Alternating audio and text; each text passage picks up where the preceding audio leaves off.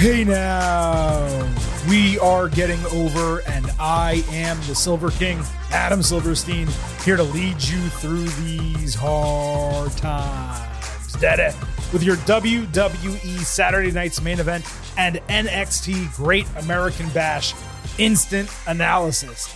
That's right, Getting Over is back once again for the second time on Saturday night to bring you a full breakdown of everything that happened across WWE's Saturday night's main event, featuring the retirement of Bill Goldberg and NXT Great American Bash, which of course aired in the afternoon head-to-head with AEW All in Texas. Speaking of that latter event, already in our podcast feed is a full instant analysis breakdown of AEW All in Texas. Make sure you do not miss that. Also, because there is another major WWE show coming on Sunday, don't miss our WWE Evolution Ultimate Preview, which is in the feed, and our WWE Evolution Instant Analysis, which will be published Sunday night as soon as that premium live event goes off the air. Quick off the top, allow the Silver King to remind you that the Getting Over Wrestling podcast is all about Defy. So head over to Apple Podcasts and Spotify, leave a 5-star rating on Apple, take a little extra time, leave a 5-star written review. If you do, we'll read it live right here on the show. Subscribe to us on YouTube at Getting Overcast. Follow us on social media at Getting Overcast on Twitter, at Getting Over on Blue Sky. You get episode drops, news analysis highlights, all of that good stuff. You can send in questions and comments for the show that we will try to read on the air. And you get to vote in pre- and post-show polls surrounding premium live events and pay-per-views. And we use your input for our grade segment at the end of our instant analysis. So you will hear that twice later on this episode. Now, this is the time of the show I welcome in Vintage Chris Vanini to break down the entirety of what went down. But guess what? We already popped open a couple cold beverages on our prior instant analysis. And because we're speaking throughout these entire shows, we still have beer left. So we're not cracking open cold ones, but nevertheless, we are ready to get into the show. Chris, you got home from AEW All in Texas. I think while you were driving, you watched half of Saturday night's main event, finished it at home. This has been a whirlwind day, and you didn't even watch NXT yet. Nope, did not watch NXT. Yes, my brother played Saturday night's main event while we were in the car driving home in a rainstorm while soaking wet. So I watched the show a little bit out of order.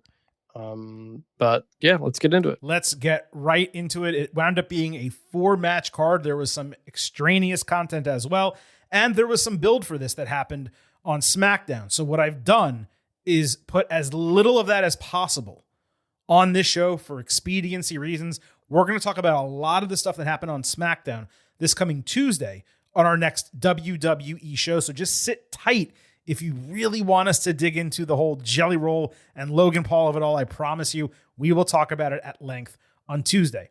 But let's start where Saturday night's main event ended. The World Heavyweight Championship on the line. Gunther against Goldberg in what was billed as Goldberg's retirement match. WWE introduced Diamond Dallas Page and one of Goldberg's key security guys from back in WCW, which was awesome. He got to do the ring walk with him as well. Ernest the Cat Miller, Goldberg's son, frickin' Chuck Zito, and Josh Barnett were there with him as well. The entrance was extremely well done. And of course, once the bell rang, Oh, we got two big meaty men bumping me tonight. I know Big E wished he could have been Goldberg's final opponent. Goldberg no-sold a chop and tossed Gunther off the ropes. The champion avoided a spear. Gunther then did a forward roll to avoid an Irish whip, with Goldberg spearing himself through the barricade. He impressively lifted Gunther for a one-arm spinebuster while selling a knee that was being attacked the entire match. Gunther avoided another spear, with Goldberg knocking out Charles Robinson instead. He ripped off the knee brace Gunther did, used it as a weapon. Gunther taunted the Son, who jumped the barricade but got stopped by security. As Gunther re-entered the ring, Goldberg speared his ass and somehow lifted him for a jackhammer, selling the knee on the landing. A late cover with a new official got a perfect 2.9 false finish. Goldberg was unable to stand due to the knee, so Gunther rolled him into a body scissor sleeper and ultimately got the knockout victory. Gunther left the ring. Goldberg got time for a speech. He said it was his first loss in Atlanta, and then his speech got cut off due to time. Even on Peacock, they didn't air it. I'd really like to see the rest of what he said. Maybe WWE will upload it. To say this over-delivered, Chris, would be a Massive understatement. Some of the smartest pacing and match planning I have ever seen to straight up hide someone who was clearly limited athletically. Goldberg acquitted himself well. The fact that he was able to hit a jackhammer was just the icing on the cake. I figured they'd have Gunther just counter and stick to spears. For a Goldberg retirement match at 58, a dude unable to move, it was an A+ effort from all parties. Actual match, 3.25 stars B. I just wish they did the 3 arm drops. They're so inconsistent with that at the end. Oh, the fact that they were able, though, Chris, to go 15 minutes and probably run long due to something else that happened on the show, it was really impressive. Goldberg should be proud of himself. That's not to mention the smart touches.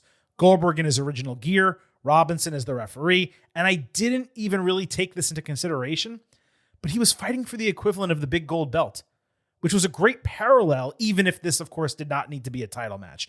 So yeah, this was shockingly good. Credit to everyone involved. This was Goldberg's longest match, Chris, in 22 years. I wouldn't say shockingly, maybe just because I trusted both guys to You trusted Goldberg?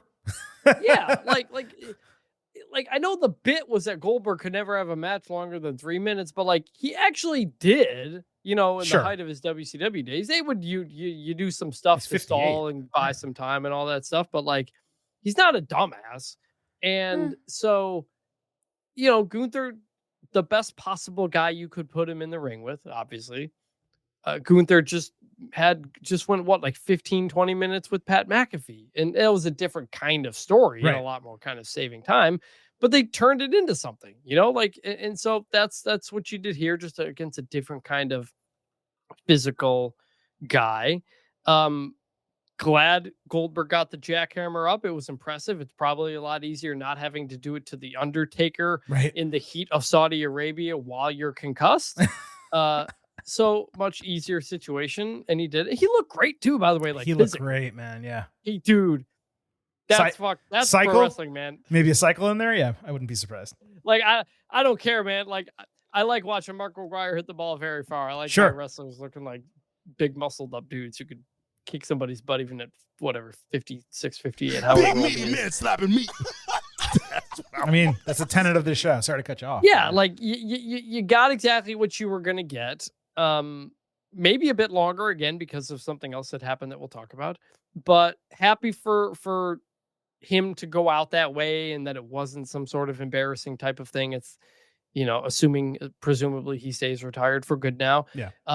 Only problem was, like you said, they did 1 arm drop. Yeah. When they literally did 3 for Pat McAfee against Gunther. Why does McAfee get 3 chances to get the arm up and Gunther only gets 1? I think it was Jimmy. I think it was Goldberg. Goldberg gets 1. I think it was Jey Uso who got 3. I want to say. I thought it was McAfee. Maybe I'm wrong. I thought it was Jey when he lost the title, and he powered out. Jey. Yeah, Jey. Yeah. I thought it was maybe, but either way, they did it recently. But somebody against Gunther got 3 arm drops. They did, yes. And Goldberg only got 1. Right. And I just didn't. You didn't look. At least it's better than he passed out. I was going to lose my mind. Yeah. If we had another pass out, somebody, and that's how. Don't. That's fine. Lift the arm. Don't do the pass out. That's the way to do it. Mm-hmm. Thank you. No, for sure. Now, look, before we move on, I saw a lot of people complaining about some commercials in the finish and interrupting the speech. What everyone needs to understand, the pacing of this match changed due to what happened in the prior match, which was Seth Rollins against LA Knight. This went longer than expected. It was clearly supposed to end earlier, then there was going to be a break, and then he'd have a few minutes at the end of the show for a speech. Instead, the match had to go long because they needed to fill time. They took the break later, and he only got 30 minutes for his speech. I truly hope, because WWE, I got to say, with Goldberg on this show, they did a great job with his retirement presentation. Even the other commercial breaks that were taken in the match, they were relatively short. They were done in good periods of time. They owe it to him to be able to air the entirety of his speech. That's assuming it didn't get cut off when Peacock ended. They didn't just stop him. Or NBC ended, excuse me. So I hope they post it online. He deserves that opportunity. It looked like he had a bunch of stuff to say. That was disappointing, But I got to tell you, man, that match, it just straight up, and maybe not as much for you as for me, it completely over-delivered. I thought it was going to be, even with Gunther, like a relative, I don't want to say disaster, but like a patch job. This was a quality wrestling match in the main event on NBC network television. That's a pretty big deal for Goldberg to be able to accomplish that at 58 years old when he hasn't been wrestling and he's injured. For sure. A legend. Yeah, no question. All right, let's talk LA Knight against Seth Rollins. First, from SmackDown, a couple things. Knight opened SmackDown calling Rollins washed for starting a faction and having his goons fight his battles. He guaranteed he'd kick Rollins' ass, calling himself the spoiler. Paul Heyman answered with a perfect setup to shit on the fans. He called himself the Oracle, which is now officially his nickname from Rollins, saying they're the future of the business while Knight has no future. Solo Sikoa and MFT somewhat randomly came out walking down Heyman until he left, suggesting Knight leave as well. He refused, so they surrounded Shield style until Jimmy Uso slid a chair, helped him clear the area. Solo had to pull Tala Tonga back from getting involved with one leg over the rope. Knight and Heyman, they were typically strong in this opening segment, but cross-pollinating that feud with the Samoan angle, for no good reason I could tell, it really fell flat for me. I have a lot more to say about MFT specifically. I feel like it's best to save that for Tuesdays, just given the late hour and frankly, how much podcasting we're doing over these 2 days. Chris, do you have anything on this opener? No. Okay. We had LA and Jimmy against Solo and JC Mateo, this main evented SmackDown. Jimmy took a Samoan drop into the announce table, later got caught with spinning Solo. Heyman appeared in the timekeeper's area for a distraction. Tala booted Knight in the face. Solo was distracted watching this. Jimmy rolled him up for the surprise win. Sikoa then yelled at Heyman, getting distracted again before Knight caught him with a BFT. Knight then yelled at Heyman, distracting himself, allowing Braun Breaker to slide into the ring for a spear with Bronson Reed hitting Tsunami. It was a really hot end to the show. Like, the crowd was on their feet, really excited, lots of action, a smart way to ultimately weave the two storylines together. I just wish Jimmy got more than a roll-up, given we saw another rolling finish in the same hour of SmackDown, and the dude was getting a title shot that we didn't even know was happening at Saturday night's main event. Agree on all fronts. Okay. Not much else. Let's get to this match. Finisher escapes right at the first bell. Knight hit a great suicida style, almost like a claymore through the ropes. Rollins worked his midsection throughout. Knight landed the jump up elbow drop, but Rollins blocked the box jump superplex, countering with a buckle bomb. Rollins then hit a springboard senton bomb before following with a springboard from the other side that Knight avoided. Seth's right knee immediately buckled, and the ringside doctor ran into the ring. The referee called to the back. Rollins stood up to continue, but really it was just to finish the match. Knight immediately hit the BFT and got the win. Extremely scary moment for Seth. As wrestling viewers, we're conditioned to believe everything can be a work. And there's absolutely a world in which Rollins threw this match to surprise a cash-in for Gunther Goldberg or even Gunther CM Punk at SummerSlam. Because why would Punk accept Rollins if he's, selling a torn ACL? It would actually be fantastic booking if they did that.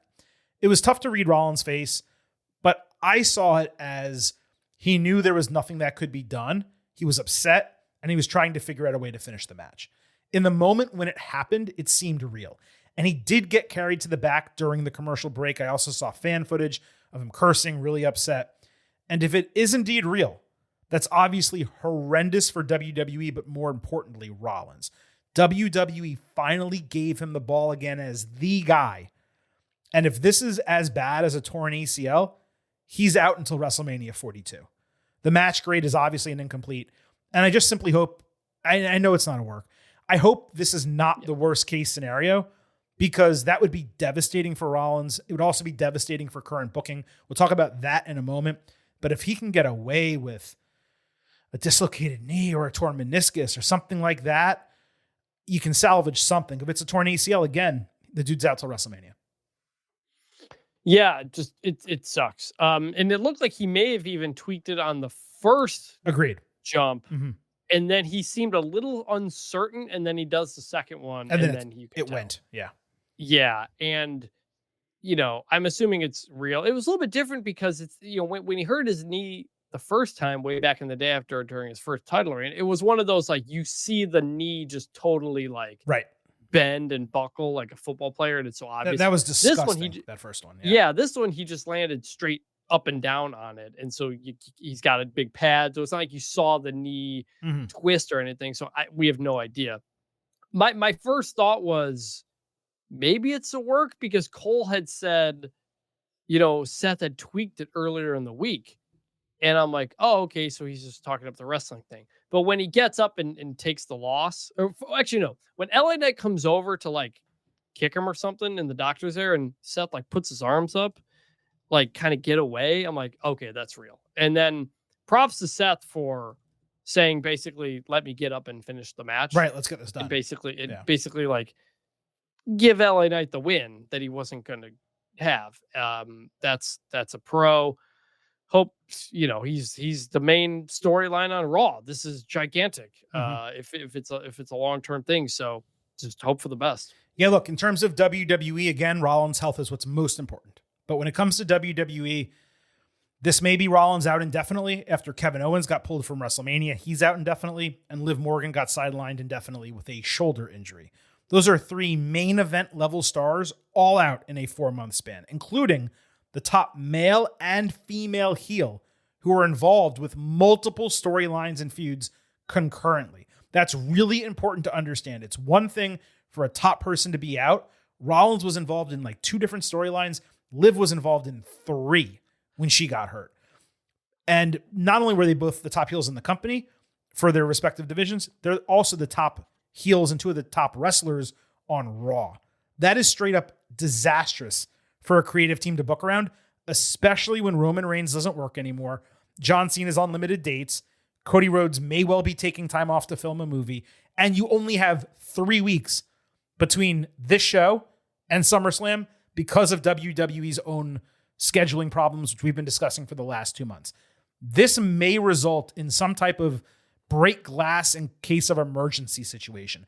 I don't even know what that would be. I mean, Brock Lesnar is an option. There's other people who are not in WWE legends who you could call back. You could try to make a play. Like, I'm just spitballing, like, to TNA to get Jeff Hardy and give him like some type of main event run. Like, they are in a poor situation right now, and I don't know what they're going to do. My immediate thought is you elevate Braun Breaker in the group. You add multiple additional members, kind of like what they did with D-Generation X when Shawn Michaels got hurt. And you completely forget about Rollins' briefcase. Even if it's a terrible knee injury, it would have him back before the next Money in the Bank, which is the deadline on when it needs to be used. And if you have him return as a surprise with a cash-in, that could be an all-time moment that sets him on an insane trajectory going forward, especially if you save it for WrestleMania, which is about 9 to 10 months away. If he has surgery immediately, he could definitely be back for WrestleMania. That's assuming it's an ACL. But those are just my first blush thoughts. We'll talk a lot more about this on Tuesday. But regardless, this is horrendous for WWE. And it is going to shake up a ton of stuff, given his prominent placement as the guy in the company right now, coming out of WrestleMania this past year. Yeah, I don't know where. And this obviously isn't relevant, but I know earlier in the day I saw some people say some Brock Lesnar merch had showed up in the WWE shop for the first time in a while. Fake. That's fake. Yeah. But also you're talking about the flannel shirt thing? That was fake. Yeah. Yeah, that's fake. Yeah. Okay, good to know. Good to check. I would elevate Braun. Or just I'd say like maybe you don't put them in the tag team division because you still want them running Raw. Maybe what about this? What about Karrion Kross? Putting them together in that group. Not Kross as the leader, but like I don't think Kross belongs in that group. But you could elevate Kross though. You could definitely elevate him as a heel. He's super over right now. Yeah, you could. Yeah, we'll see. Talk about a guy, right? Who we've been talking about can't get on TV, getting over naturally. Not a real space for him that you could use him right now. Boom, top heel role opens up. Yeah, that's pretty nuts. The other thing you can do is you can turn a face heel and then run with that. And that's something that's been done previously in other similar situations. Yeah. An unexpected heel turn. So it'll be really, really interesting. Like I said, we will talk a lot more about this on Tuesday. But this really could not have come at a worse time for Seth. SummerSlam, it really felt, Chris, I've been talking about it on the show. It felt like it was going to be all about him. You do Gunther and Punk in World Heavyweight Championship, night one main event. Rollins, it looks like Punk's going to win. Rollins cashes in, steals the title, it starts the culmination of their feud, gives them a huge moment on the second biggest show of the year. And now it's over, or it seems to be over at least. Also, by the way, Seth Rollins, obviously previous knee injuries. I don't remember which one what was this leg or not, but also he's 39 years old. So like, still pretty good wrestling age, but like it's a lot older than the first time this happened to him. It is. And if it was the same knee, especially when he comes back, his style is going to be different. He's not going to be doing springboards and flips and all this type of shit. He will change his game because he's going to have to. He's going to have to limit the impact on that knee as much as he possibly can. He got away with it after don't forget, when Rollins came back from that first knee injury, he was a shell of himself. And it took him I want to say 6 months, maybe even a whole year to suddenly become Seth Rollins again. And even when he still wasn't the original guy. He was like a facsimile. Now, you're talking about 2 of these injuries, possibly to the same knee. I forgot if it's the same knee, so we should check. I think it is. It was the right knee, both of them. I'm thinking about him sitting in the corner when he injured himself on like that house show, and it was the left side of his body on screen, which would have been the right side of his body in reality. So, yeah, I mean, he's going to be a different performer if this is a big-time deal and whenever he comes back from rehab. And we'll talk about it, like I said, more on Tuesday. We got a little bit more to talk about here. United States Championship Solo Sikoa defending against Jimmy Uso. I'm legitimately not even sure when this match was actually announced, but Jimmy getting a title opportunity was absurd on the face. He was 500 on the year going into SmackDown on Friday. He had a record of 4-4-1. The pin of Sikoa on Friday night, that should have happened before the match was announced. You do that in the opening segment or early in hour 1, and then near the end of the show, you announce a title match for Saturday night's main event. But really, my biggest issue is that this was brother versus brother, and it was thrown together for this show. Solo, okay, he doesn't have the brotherly, cachet of Jay, but still, I feel like this should have been a bigger deal with a deeper build coming in. What did you think? Yeah, I mean, many things around Jimmy should have better builds or bigger builds than they don't. Yes, I was unaware when this was put together either. So Jimmy was completely outnumbered at the start, which reduced his ability to execute any offense. He eventually hit a great German suplex on the ring apron. He got a false finish reaction from the crowd on a flying crossbody, which might have been his best moment as a singles wrestler ever. Then he got a real false finish on an Uso splash. Jimmy ducked Samoan Spike and hit 2 super kicks, but when Solo rolled outside, he hit a freaking corkscrew into all of MFT. Tala Tonga distracted Jimmy, allowing Sikoa to roll him up through the ropes. He took a page out of the Usos book, Tala did, by putting a foot on Sikoa's back to aid the 1-2-3 behind the referee's back. MFT attacked after the bell, and Solo hit a Samoan Spike to end it. Only then did Jacob Fatu show up looking like a straight gangsta in a ski mask. He murked Tonga Loa and JC Mateo before Tala confronted him. Tala knocked Fatu down with a huge boot, but Jacob stood tall. He did a tope suicida, knocking out Tala and Solo. It's crazy that I guess we can call all of them the Islanders, I guess. I don't know how to describe the Samoans and Tongans, and we have someone from Fiji now. But it's crazy the level of reaction they got on this show compared to SmackDown on Friday. The fans were wild for every single part of this, and they really enhanced the match. Jimmy pulling out that corkscrew to the outside was wild. We've said it before. He actually flashes more in-ring as a singles competitor compared to Jay. It's kind of crazy. Obviously, Sikoa had to retain, given he just won the title. He should not be dropping it to anyone but Fatu. But this was completely a match that exceeded expectations, and I think it was the best match of the night. 3.5 stars B. I'm totally shocked to say that. Maybe. And good match. And you can say that Solo shouldn't need help and to pin Jimmy, who's just 500. But I wouldn't even take the finish as just Solo getting help. I took it as Tala had just got kicked in the face by Jimmy, and he's pissed off. Yeah. Solo has a pin, and he just instinctively reacts and helps the pin. But also they're heels. Even if Solo could have beaten him clean, why would you? You have the numbers advantage. That's how it goes. No, but just sure. But I'm just saying in terms of defending Solo and whatever, Solo shouldn't need the help or whatever. Should he get a clean win here? Because it was such a bang thing, I didn't even take it as Solo pulled a fast one. I took it as Tala just going into business for himself and helping Solo win, which added to the whole thing. So this was surprisingly good. It really was. Let's move to the opening match. Randy Orton against Drew McIntyre. McIntyre caught Orton with a Claymore on SmackDown at the end of a segment involving Jelly Roll and Logan Paul, which clearly was going to set up a tag team match at SummerSlam. As I said earlier, we're going to dive all the way into this Tuesday on our WWE Week in Review episode because we really need to discuss like the Jelly Roll of it all. But the result of this was Jelly Roll joining Orton ringside for this match because he expected that Paul would be out there with McIntyre. So again, we're going to put a pin in like that match being booked and what Jelly Roll did on SmackDown and all that stuff. We're going to talk about that on Tuesday. We're going to talk about the match and what happened Saturday right now. As I said, this opened the show. Orton got an insane ovation. Jelly Roll was like screaming his theme as he was walking down. McIntyre first, then Orton did backdrops onto the announce table. Logan distracted as Randy was setting up the RKO enough so McIntyre could hit a Claymore. Orton got one of the single best rope breaks I've ever seen. He literally touched the rope at 3. Yeah. Logan shoved Jelly ringside, so Jelly shoved him back to the ground. Drew got distracted by that, allowing Randy to hit an RKO and get the win. Logan slugged Orton with the loaded haymaker. As he was celebrating, fans actually chanted for Jelly to help. He came in the ring, landed a huge counter strike, looked like he was going to stand tall, but as he sat down to check on Orton, McIntyre straight claymored this dude's head off, and he screamed bloody murder in his face like, I don't know, like he owed him money or some shit like that.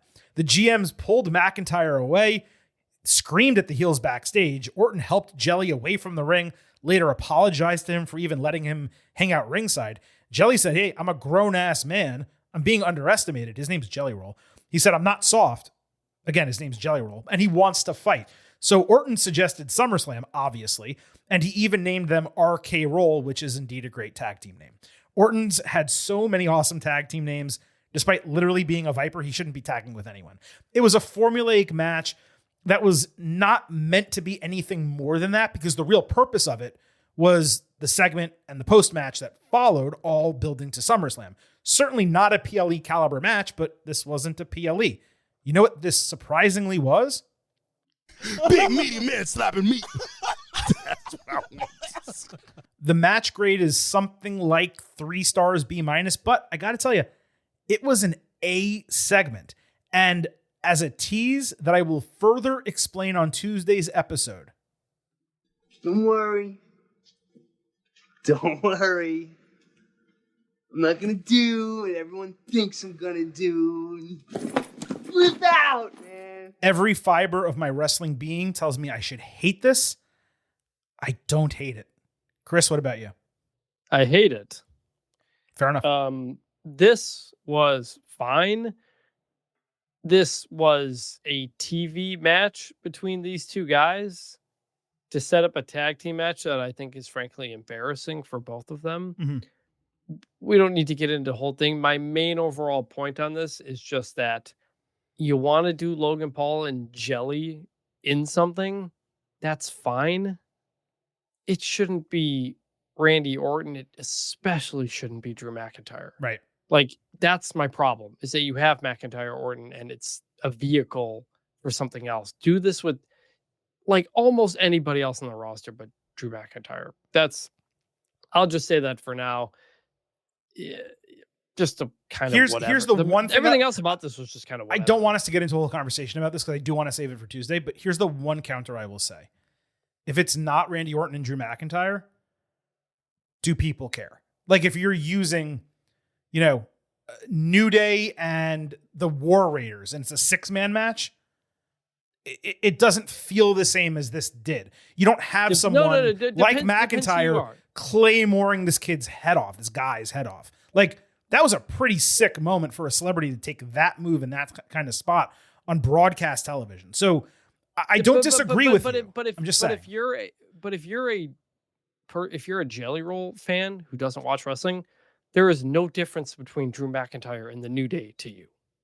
True. That's my problem. It's aimed toward wrestling fans. You might know Randy Orton. You might know Randy Orton, but yeah, but Drew McIntyre and New Day or whatever, yes, that wouldn't be any different if you're not a wrestling fan or you never watched the product. That's my problem. Yeah, anyway. and it's a fair take, and we will talk about it a lot more. I promise everyone on Tuesday's show. I'm sure I got a lot of messages. I can't wait to hear what you think about this. Silver King must have hated it. And like, I wish I could tell you I hate it. I for some reason I don't. And I don't know. Don't worry, folks. I do. Chris does.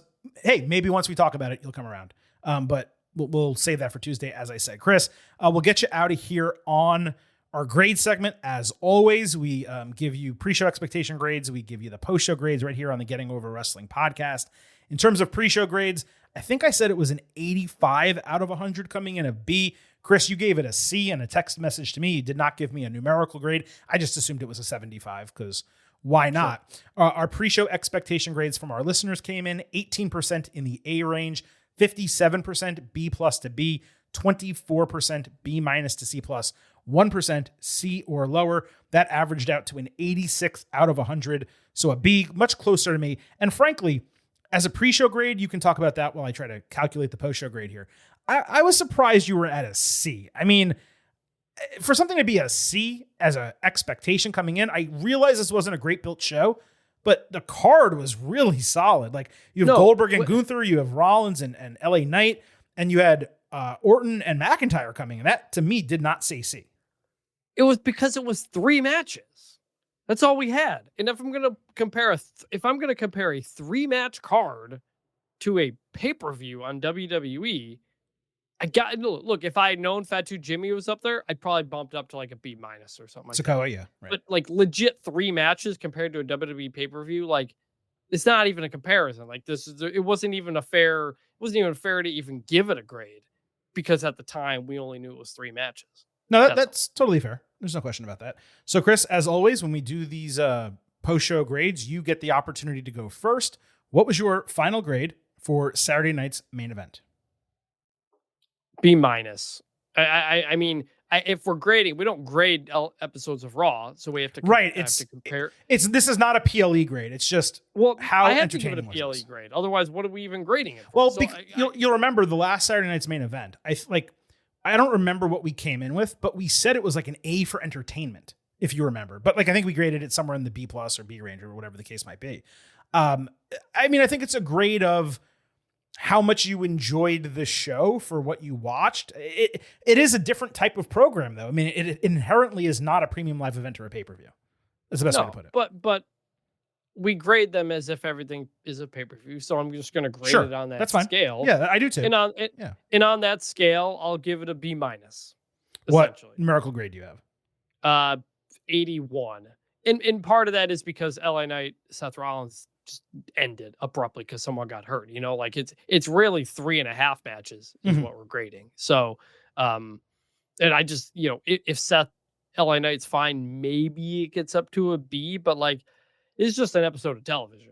And if I'm going to compare it to a pay-per-view, it's going to grade poorly. Yeah, I think if that match got 4 more minutes and we saw a real finish, and we don't know what would have happened. There could have been Breaker and Reed interference, and maybe we would have rolled our eyes and thought it was worse. It's possible. But obviously Seth's injury did change the entire outcome of this program. I'll go with the listener grade before I give mine. 10% were A plus to A, which, I mean, God bless you if you believe that. 30% were A minus to B plus, 37% B to B minus, and then 23% C plus or lower. Pretty even distribution of grades. Obviously A plus to A being lower, but the rest pretty much right in line with one another. That averages out to an 85 out of 100, a flat B for the Getting Overheads, our listening audience at home. I'm kind of in between both. Like, on one hand, when I watched this coming out of All In, I was legitimately surprised how hot the Atlanta crowd was. Yeah. I mean, they were rocking for this show. And I didn't think it was like that great of a show for them to be going so crazy. But when you have an audience like that, they say a rising tide lifts all boats. It lifted my experience watching the program. Like the solo Jimmy match, if that was on a SmackDown in, Providence. Oh no, Providence is a good crowd too. But give me a city, Chris. Off the top, I'm so Lafayette, tired. Louisiana. If that match happened in Lafayette, Louisiana, I'd probably give it a D, and the show probably would have been terrible. But in Atlanta, they were crazy hype and hot for it, and it wasn't just that match. They were nuts for Orton and McIntyre and Jelly Roll and Logan Paul. Obviously for Knight and Rollins, because why wouldn't you be? And they were crazy for the main event as well. So they did raise my enjoyment of the show. So I want to give the Atlanta crowd individually an A. They deserve it because they were awesome. In terms of the show, I'm going to, I don't mean to split the difference between you and the listeners, but I was kind of at like an 84 or an 83. I'll say an 84 out of 100, a B. From the standpoint of I watched 2 hours of wrestling. It was really entertaining. Were the matches great? No. None of them were bad. And the main event to me was a total shocker how much I enjoyed it and how well they wrestled. So that exceeded expectations. That probably lifted it from a B- to a B for me. Yeah, I mean, ultimately, I was above expectations because Jimmy's match and Goldberg's match exceeded expectations. Yeah. LA Knight, Seth doesn't even count. And weirdly, I'm most upset about Randy Orton, Drew McIntyre. Yeah, I mean, I'm excited for that conversation on Tuesday because, we would be 9 times out of 10, 99 times out of 100. We'd be perfectly aligned on that. But I don't know, man. There's something about it that's. I'm curious to hitting hear me. your full take on Tuesday. Yeah, I mean, don't get me wrong. Shocked. Don't get me wrong. Okay. No, don't save it. No, I'm going to say one thing. I'm just going to say one thing. Don't get me wrong. I have no desire to see Jelly Roll wrestle. Okay. I don't want you going into the weekend or into Sunday and Monday thinking, oh my God, Silver King loves that Jelly Roll's involved in WWE. I don't. But there's also what do I want? And then what do I see happening on my screen and the way fans are reacting? And that's where my take will change. And that's what we'll talk about on Tuesday. Vintage, I appreciate you joining for this. It was a long ass day for you. It's still going to be a long night for the Silver King because coming up right now, we are hitting you with an NXT Great American Bash instant analysis.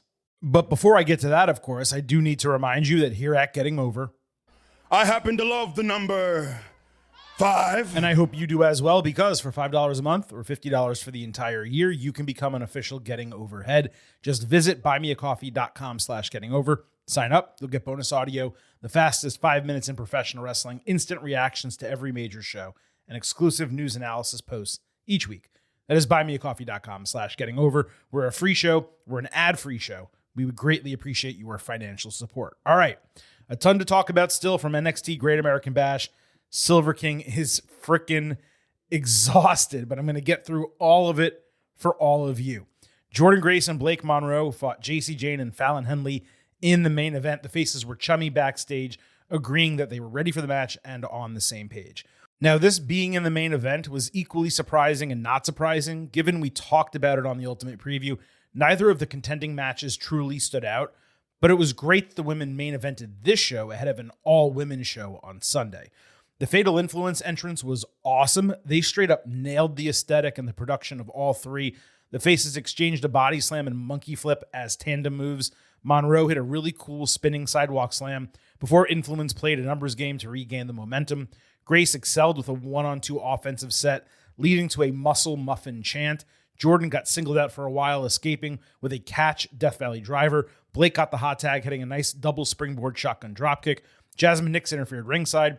Grace blind tagged, only to get speared while flipping over the ropes inside by a running Henley. Nix again interfered as a distraction, only for Masha Slamovich from TNA to run down and even the sides. She's fighting the winner of the NXT title match at Slammiversary, just for reference. Monroe ate a double pump knee for a broken fall. Then she avoided rolling encore, and after a back fist by Grace over the ropes, Monroe hit a DDT on Jane to pin the women's champion in the main event. This was an excellent match and deserving of the final spot. Grace and Henley were major standouts here. Fallon is insanely impressive in the ring, and she remains ridiculously underrated. I've been saying this shit for a year now. Monroe looked great in her first WWE match. The finish left a lot to be desired. It's basically a quick twitch DDT, which is so basic and below what she can do. Nick's getting physically involved to this degree. It led me to believe that she's finally been cleared because she's been avoiding contact. Don't have much else to say about this other than it did exactly what it needed to. I thought there was a chance Blake got added to the title match at Evolution because she literally pinned the champion. But coming out of the show, I don't know. It felt less likely for Jordan to win on Sunday just because Blake could be ready as a challenger for JC on the other side. Now, we spoke previously about how Jordan's had trouble getting over since joining WWE, given she'd been overshadowed by others and not really booked well, didn't have a character. In just 2 weeks with Blake, that's mostly been rectified. Well, it's at least heading in the right direction. Monroe has already done an absolute ton to help her. Oh yeah, I went 4 stars, A- for this match. NXT Championship, Obafemi against Yoshiki Inamura. Josh Briggs tried to gas Inamura up before the bell. Inamura played along, but clarified he wanted to win the title with honor. Right off the bat, not wasting any time. Oh, we got 2 big meaty men bumping me tonight. Yoshi countered Oba into a powerful slam and a near fall, only for Femi to counter back with a huge catch spinebuster. Inamura then won a vertical suplex battle and went back to some sumo-style pushes and strikes. He straight up battered Femi, hit a wrenching German suplex bridge for a false finish. Absurd strength doing that to Oba. The champion avoided the splash, hit a running European uppercut. The referee got squashed in the corner. Briggs hit Femi in the back of the head with the title, which Inamura did not see at first. As he went for his splash, Josh started celebrating with the title, which gave Yoshi pause and Oba enough time to recover. Inamura tried a third time, actually hit the splash, but no one was there to count the fall. Briggs tried to hand Inamura his spike necklace as a weapon, another distraction. Femi caught him with a Uranagi for a false finish. They exchanged chops. Inamura hit a tomahawk, and then this incredible inside-out Liger bomb for a false finish. Awesome move. Briggs distracted again, but Inamura avoided Femi into him for a roll-up false finish. Oba caught him immediately with fall from grace after that kick-out for the 1-2-3. There was far too much Briggs, but it was exactly what we expected on the Ultimate Preview. Josh's insistence to cheat, costing his friend, and ultimately splitting them in the near future because Yoshiki wants to win with honor. This was a straight-up banger. Big meaty man slapping meat. That's what I want. It was a bit strange for a PLE match, but Femi having a completely different opponent was hugely beneficial for him, especially someone of Inamura's talent. This probably could have been a full A match. I had to downgrade given the amount of Briggs we got. I did wish there was a post-match moment like between the competitors with Yoshi putting over Oba, a much younger talent, and Femi thanking a veteran for working with him in this way.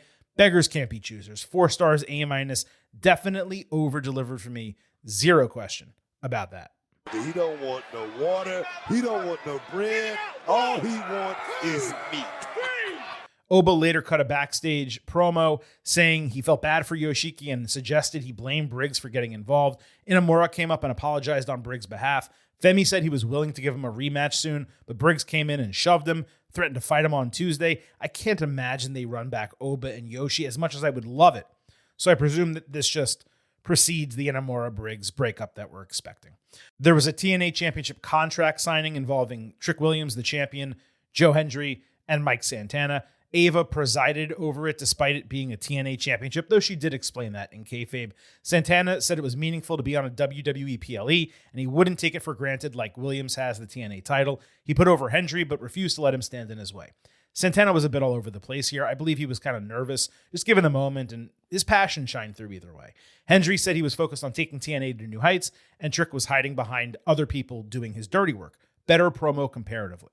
Trick big-timed them, saying they need to put some respect on his name because he's carrying 2 brands. Williams said he's about the job getting done, not making promises or making people believe. He outclassed both of them on the mic entirely. He even answered AJ Styles' chants with "Ain't Trick Williams," saying he was the best TNA champion ever.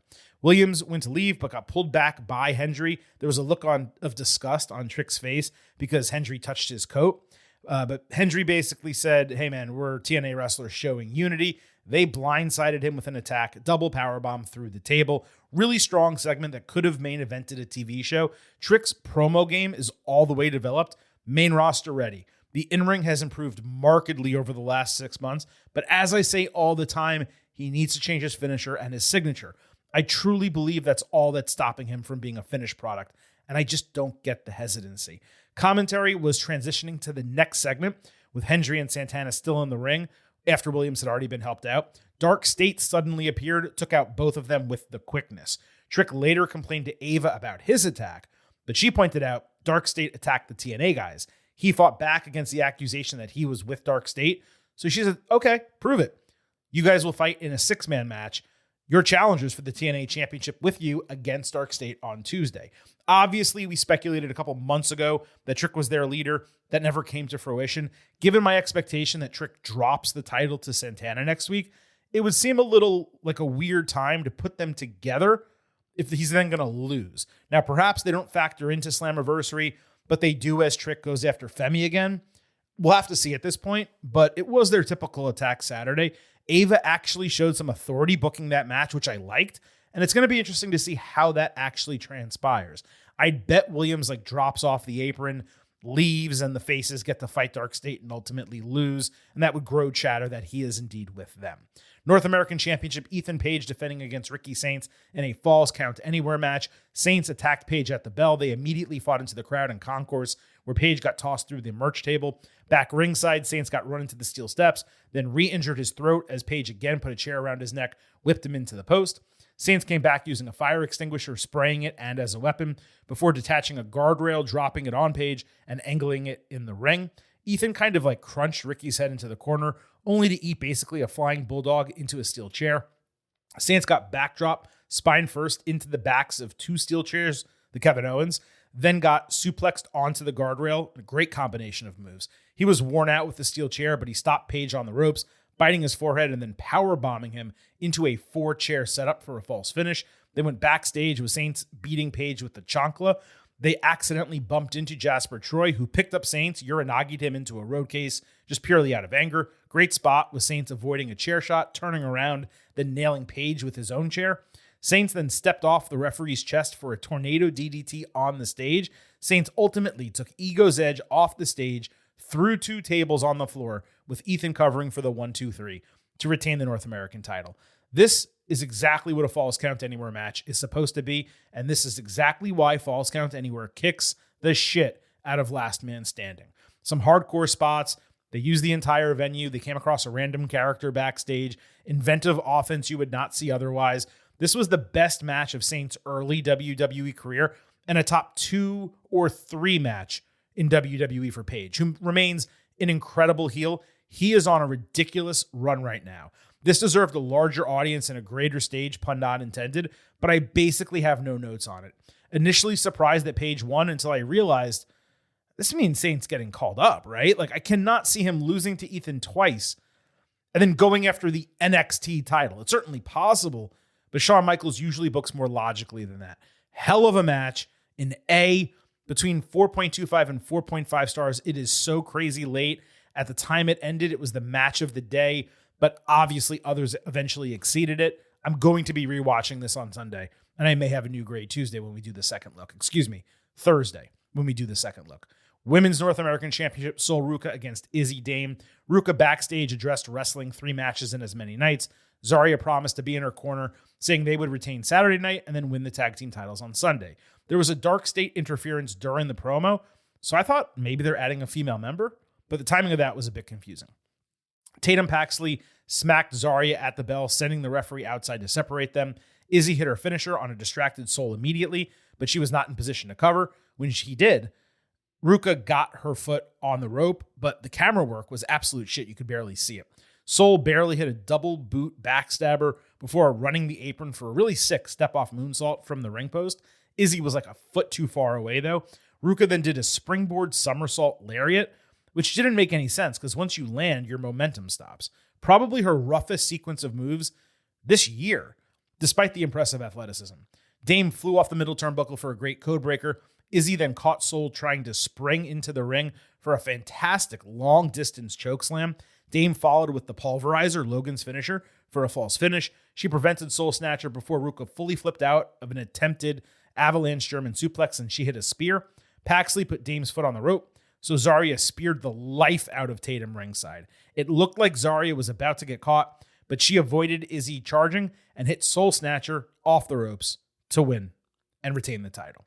Outside of that difficult stretch in the middle, this was a tremendous match between 2 young, talented women who are still figuring out how to do this job. Once they really got going, you saw the makings of a main roster PLE match. It needed more action in the first half, a little bit more consistency throughout, but it was damn good. 3.75 stars B+. Certainly Izzy's best match in NXT. Not Soul's best match, but she continues to improve nonetheless. We also had Javon Evans against Jasper Troy. Troy straight up murked Evans in the early going, slamming him into the ring apron, chucking him outside of over the ropes. He caught Javon trying his springboard cutter, slamming him into the turnbuckle attachment, and then tossing him into the ring. Jasper beat him so bad, Javon's midsection would not allow him to do all his bouncy stuff for about 5 minutes. Evans avoided a Vader bomb, came back with a springboard crossbody. Troy caught the springboard cutter, only to eat the bouncy kick. Javon landed a tope splash, high-effort German suplex, and a frog splash. Jasper hit a choke slam and a standing splash, but Evans countered black hole slam into a stacked cover to get the win, sneaking away. Solid match and a fun opener. Troy continues to impress with his talent level, just given he's a neophyte and he has seriously limited experience. Javon needed to win, as we all suggested on the Ultimate Preview. I was the only one on the Ultimate Preview, as I suggested on the Ultimate Preview. Everything worked until the finish, which was just far too basic. I'd have liked to have seen an O'Connor roll or a jackknife cover or something. Javon is not heavy enough to beat him with that type of stacked cover. 3.25 stars and a B. Javon remains a ridiculous talent.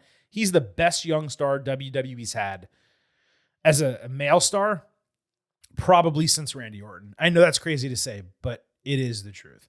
Stacks cut a promo showing he wrote a list of people he wants to take out as Heritage Cup champion. It included everyone from legends and fathers of social media stars to The Situation, A-Train, Lexus King. He confronted Albert in the WWE Performance Center, saying he wanted to take him up on accepting his challenge on Twitter. Albert informed him he got hacked and never said that, but he should keep his head on a swivel. Then Stacks couldn't find the Heritage Cup. The Stacks character, not inside D'Angelo family, it doesn't work. It's as simple as that. The list was actually decently funny, like the way it was written, but I can't see him doing more beyond that. Luca Crucifino said a bunch of nothing in a similar type of promo. Tony D'Angelo got his own promo, running down his motivation and justification for building the family, plus his anger about how it all fell apart. He also took the missing Heritage Cup and tossed it off a bridge. There's been months of this family split, and D'Angelo's promo here was the best part of the entire storyline. Not the matches, not the vignettes, not the heel turn. This promo from Tony D. Better late than never, I guess, but still pretty late. Getting rid of the cup, that's definitely the right move. It's going to be interesting to see what happens. Maybe there's a new cup. Maybe it becomes another man's title in NXT. Maybe it just completely goes away. Hopefully we find out as soon as Tuesday. And lastly, NXT Heatwave was announced for Sunday, August 24th, the same day as AEW Forbidden Door. At least this is going to be an evening show. Forbidden Door is going to be in London, so that will be in the afternoon and they won't cannibalize each other. I'm sure this was another counter-programming effort, but I will say, doing a show a week before football season begins, that is always smart for wrestling. So again, probably counter-programming, but nevertheless, a decent decision. That, of course, wraps up the NXT Great American Bash instant analysis, so all that's left is to give you our final grades. First, pre-show grades. Silver King on the Ultimate Preview said an 86 out of 100. I thought it had a huge chance to over-deliver just because NXT usually does over-deliver to expectation. But as I mentioned on that show, the card was not strong. The NXT title match didn't have a competitor that you actually believed could win, and the women's title wasn't on the line, and we weren't even sure what was going to main event. All of you agreed exactly with the Silver King. 14% were in the A range on the pre-show poll, 66% B plus to B, 20% B minus to C plus. That averaged out to an 86 out of 100, a B. In terms of post-show grades, all of you are getting overheads. You got to vote. 15% A plus to A, 50% A minus to B plus, 26% B to B minus, and 9% C plus or lower. That averages out to an 88 out of 100, a B plus. So the show exceeded your expectations, just like I thought it might on the Ultimate Preview. In terms of my grade, I'm right on that borderline A minus B plus. On one hand, the show wasn't important enough where you would say it could be an A show or anything like that. But when you kind of go match by match here, what was the fault on this card? Like, Javon Evans and Jasper Troy was the opening match, and it was the quote-unquote worst on the card. The other matches, I have 3-7-5, A range, 4-4. The contract signing was really well done.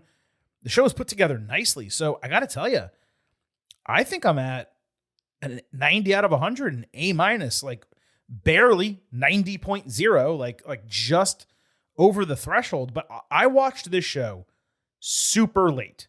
Like it is early Sunday morning, well past my bedtime. And I go to bed really, really late. And I enjoyed this show despite being exhausted and kind of fed up with wrestling today because of how much I watched. So if I feel that good about it at this hour of the night, yeah, it's an A- show. 90 out of 100 for the Silver King. You'll be able to vote in pre and post show polls if you follow us on Twitter at Getting Overcast. You can also follow us on Blue Sky at Getting Over. In addition to voting in the polls, you, of course, get episode drops, news, analysis, highlights, all that stuff. You can send in questions and comments for the show as well. Don't forget that you can subscribe to us on YouTube at Getting Overcast. You can also remember, I happen to love the number 5. and I hope you still do, because $5 a month, $50 for the entire year, you can become an official Getting Overhead.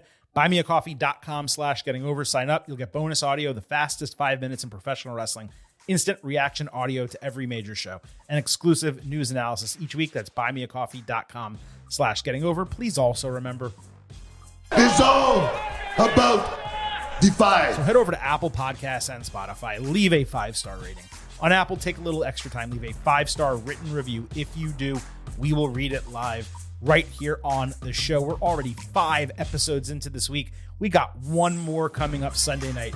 Your WWE Evolution instant analysis. Make sure you listen to the Ultimate Preview already in the feed. And make sure you listen to the AEW All in Texas instant analysis also in the feed. The Silver King is absolutely exhausted. I gotta recharge the battery, get some sleep, get some food in me. Maybe I'll even have a coffee on Sunday. I don't even drink caffeine. I think I might need it. It is officially time to wrap up this show. So the Silver King is gonna sign off and leave you with just 3 final words. Bye for now.